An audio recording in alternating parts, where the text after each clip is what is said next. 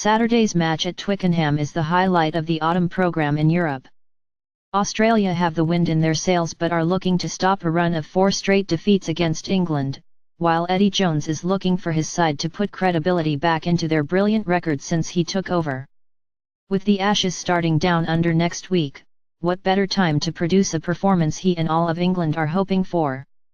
England will want to distance themselves from that very poor display against Argentina as quickly as possible, but, in many ways, that game was perfect preparation for Australia.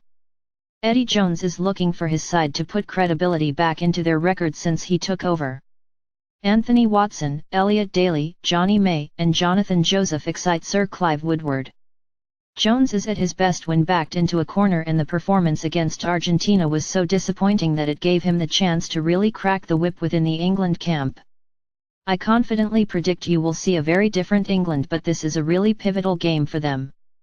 Win well and I believe they will take the next step up and go into the Six Nations with confidence.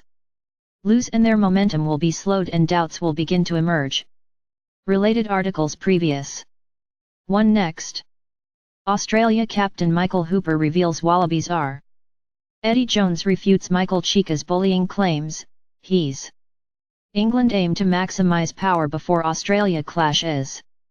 Australia coach Michael Cheika hits out at England's. Share this article. Share script dm.later, bundle, function, if, dm.rotator, new dm.rotator, p20, pages eyes, 1, page count, 1.0, active class, active, rotate, false, $, number p20. Big share, .on, click, function, dms.facebook.post top, related. So, this could be a classic with 2 high-octane back divisions anxious to show it is not only New Zealand who can light up international matches. Both sets of backs will be looking for front football. England will want to dominate the set piece while Australia will expect to flourish at the breakdown. And, of course, both teams will be looking to hurt the other side in their perceived areas of strength. Australia have some great, in-form players such as Curtly Bale and Will Genia, pictured. The England back 4 excite me.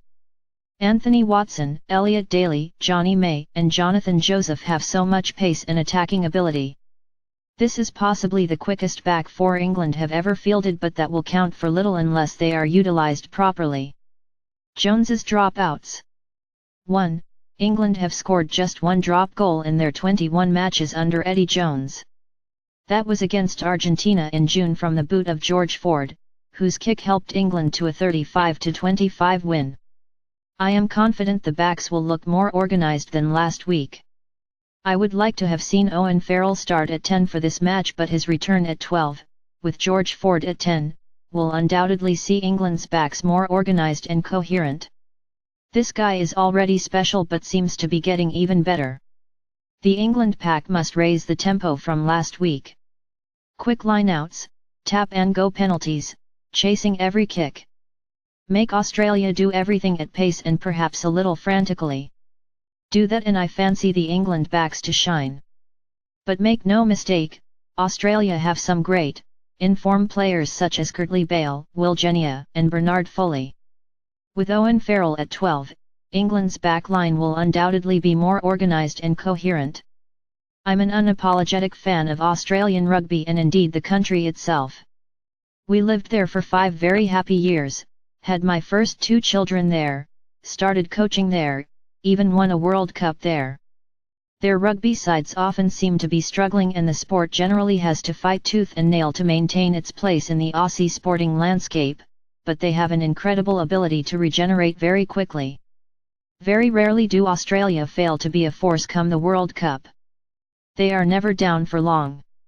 The obituary notices were being written for Australian rugby after the first 40 minutes of their opening rugby championship game against New Zealand when, amazingly, they conceded 41 points. Yet from that nadir they have steadily improved and now rank alongside the All Blacks and Ireland as the in-form sides. Australia possess an excellent coach in Michael Cheika who ranks right up there with the best. Australia always have outstanding athletic talent coming through, but right now they also possess an excellent coach in Michael Cheika, who ranks right up there with the best of them. He takes no nonsense from anybody but also steers the ship with a light touch and isn't frightened to give young or emerging players their head.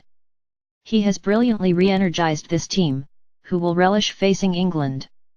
The result is that Cheika has fashioned another very good Wallaby team. If the World Cup was being played tomorrow, you would want to avoid Australia for as long as possible. It will be close, and I go back to my old adage that in such huge games you need as many of your starting team on the field as possible, not your finishing team.